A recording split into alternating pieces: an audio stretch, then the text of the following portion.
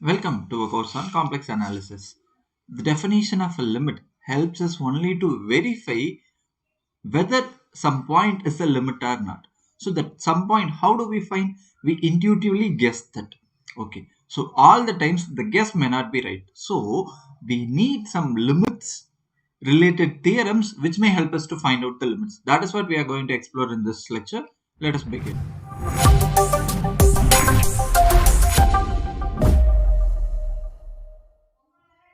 So we start with the theorem. So this is the first theorem of our course, I guess. So this states that suppose that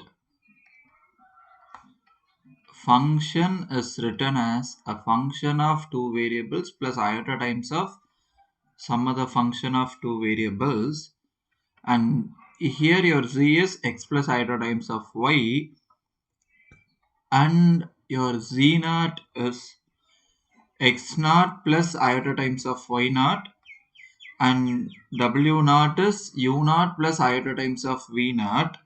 Okay, these are our supposition.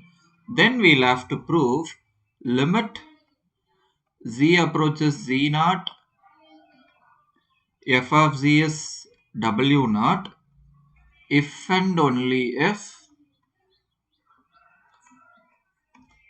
limit xy approaches to x naught y naught, u of xy is u naught, and limit xy approaches to x naught y naught, v of xy is v naught. Okay, so here let us pay some attention and understand what is given in the statement. If you see, function of complex variable can be treated as a function of two variables. Okay, here your real part is some real valued function and the imaginary part is some other real valued functions.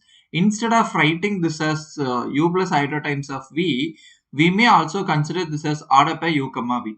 So when we consider this way, this is more easier for us to see the limits, continuity, differentiability, all those things we can see for this case, since we have studied all these in real analysis or calculus, right? So that is what is given in this theorem. Suppose if you have to talk about the limit of a complex variable function, it is enough if you look at it as the real value, two different real valued functions, and with the help of those two functions we can find the limit of this function. Okay, so first of all, we start with it is given f of z is u xy plus iota times of vxy. Okay, we start our proof by assuming limit xy approaches x naught y naught, u of xy is u naught, and limit xy approaches x naught y naught, v of xy is v naught. So this is the assumption that we take. Okay, here it is given if and only if statement, so we'll have to prove the two-way things. So this is the assumption that we take by the definition of limits. What are we going to have? For every epsilon positive, so whatsoever may be the epsilon value that you can take, for given epsilon positive, there exists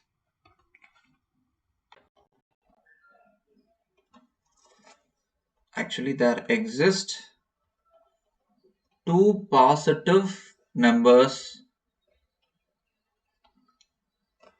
delta 1 and delta 2, such that absolute of u minus u naught is less than epsilon upon 2. You may take it as epsilon as well. Remember, epsilon is some negligible positive quantity. So this is happening whenever you have 0 less than absolute of like what, xy minus x naught y naught is less than delta 1.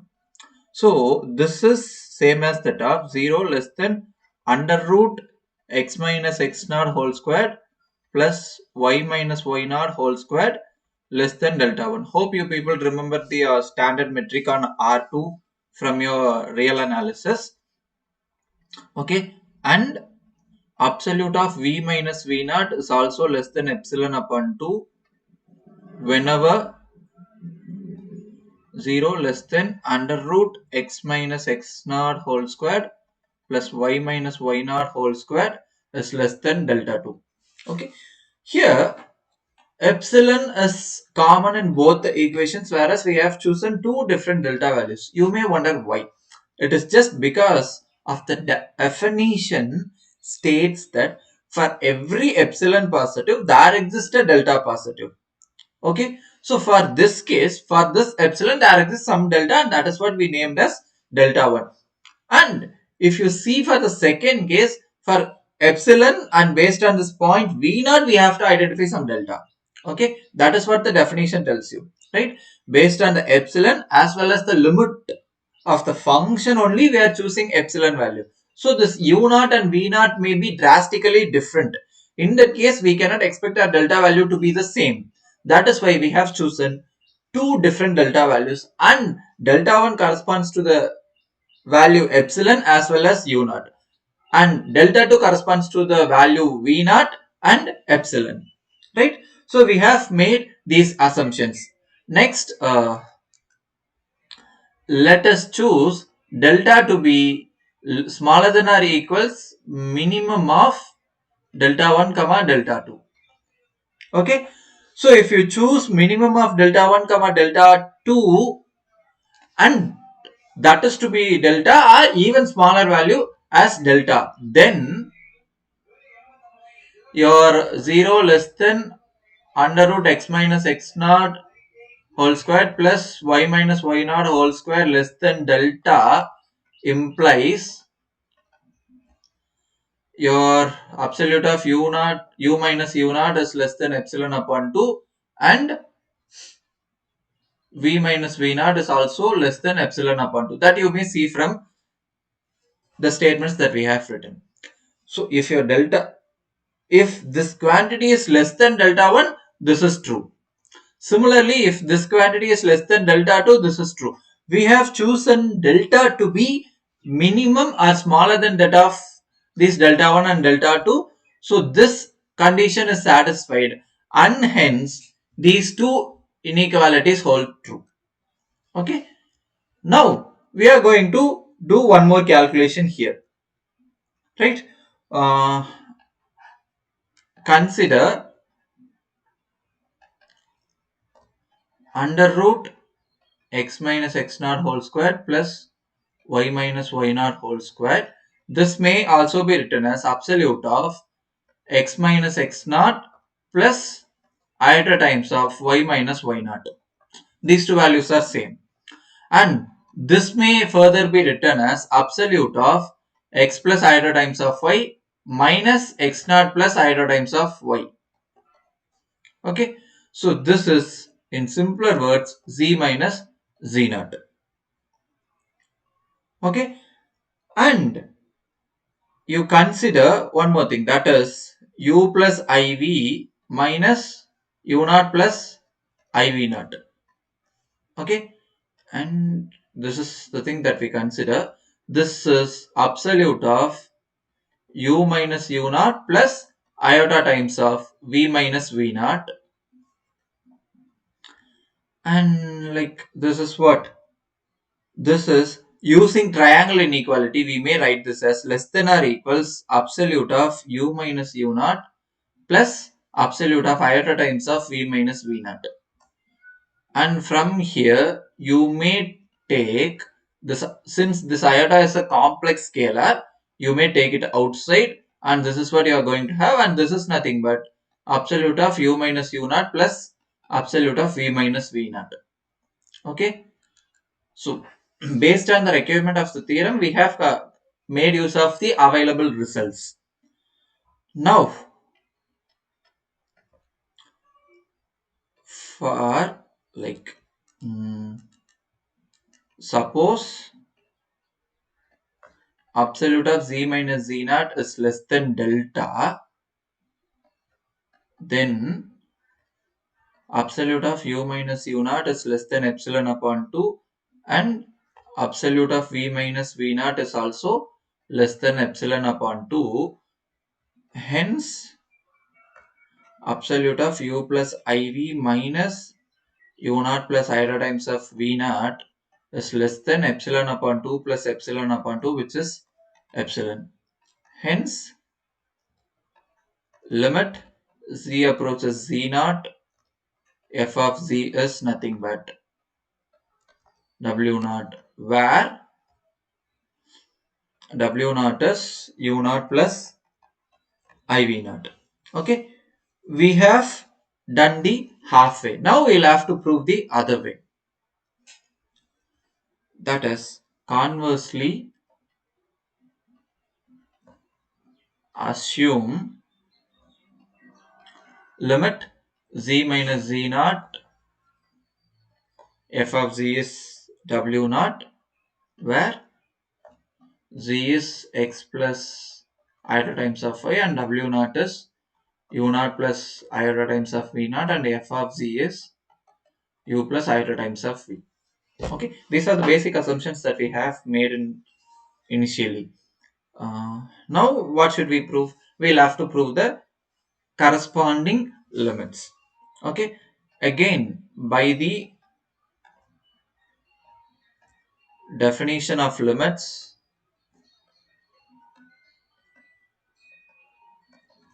we have, for given epsilon positive, there exists a delta positive such that absolute of u plus iota times of v, that is f of, actually absolute of f of z minus w naught is less than epsilon whenever 0 less than absolute of z minus z naught is less than delta. This may be written as absolute of u plus iota times of v minus u naught plus iota times of v naught is less than epsilon whenever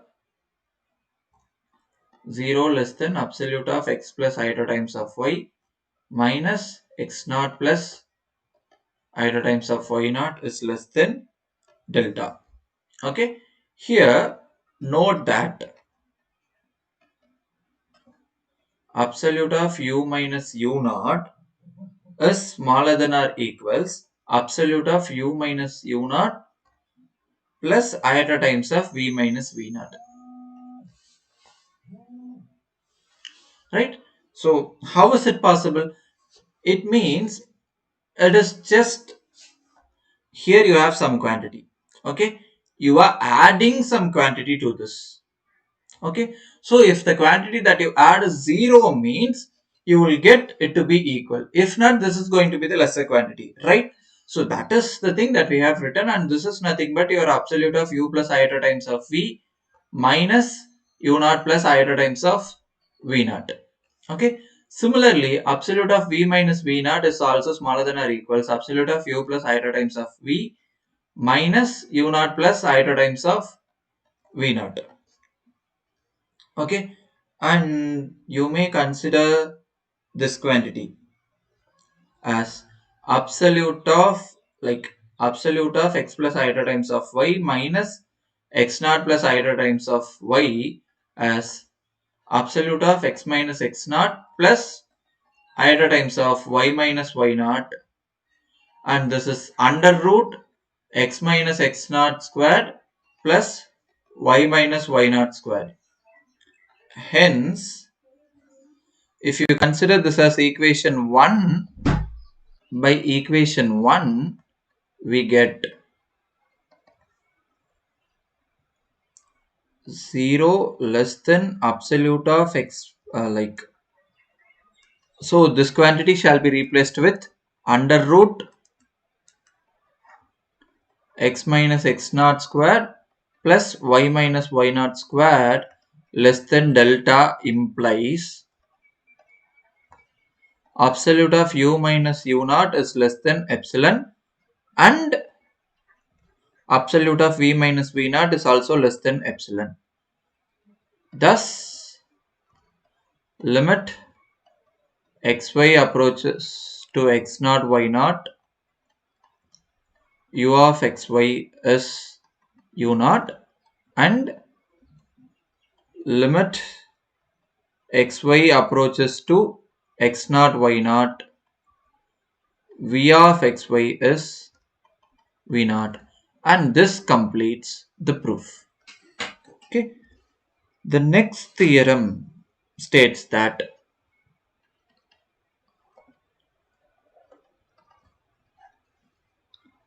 suppose that limit z minus z naught f of z is w naught, and limit z minus z naught big F of z is big W naught, then we'll have to prove limit z minus z naught f of z plus big F of z is W naught plus big W naught, and limit z approaches z naught f of z multiplied with big F of z is W naught big W naught. And if your big W naught is non-zero, then limit z approaches z naught to the ratio f of z upon big F of z is W naught upon big W naught.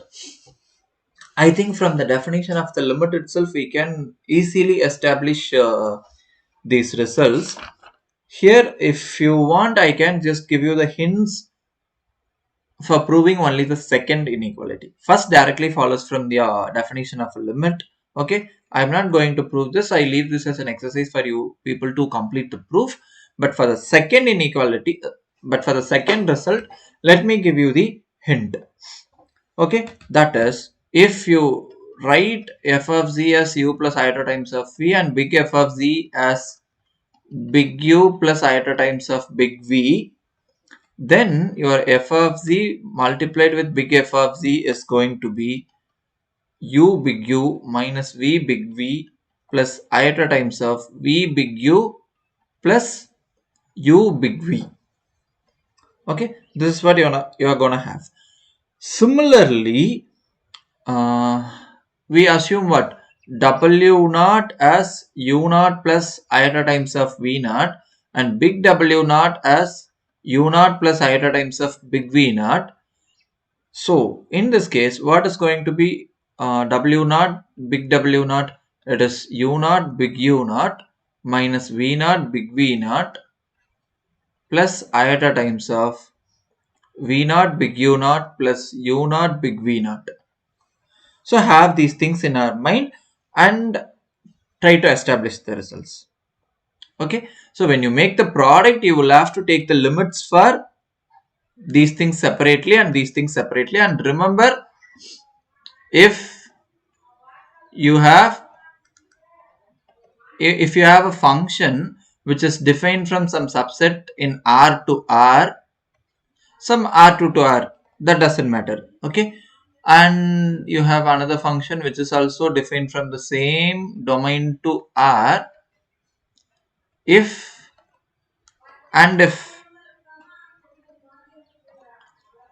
limit f is some s, limit g is some t, then limit fg is st. So this is one of the results that we have studied in our course on calculus or on real analysis. So remember, this is valid and make use of the previous theorem, and using these results you can very well prove the results for this theorem, right? So now I would like to make some remarks.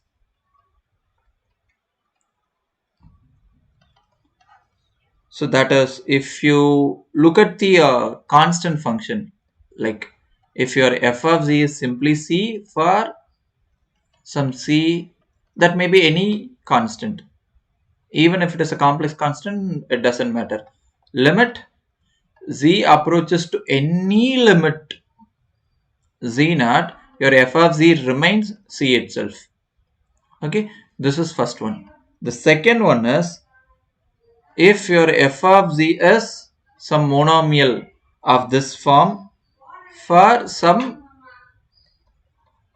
nn z plus, okay, then your limit z approaches z naught f of z is z naught to the power n.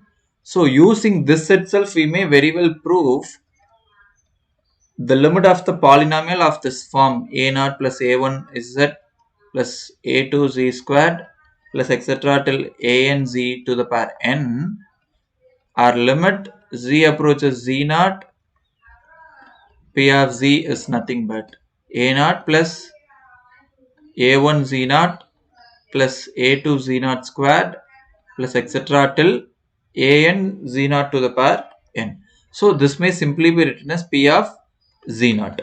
Okay, the polynomial evaluated at the function, evaluated at the point z naught. Thank you.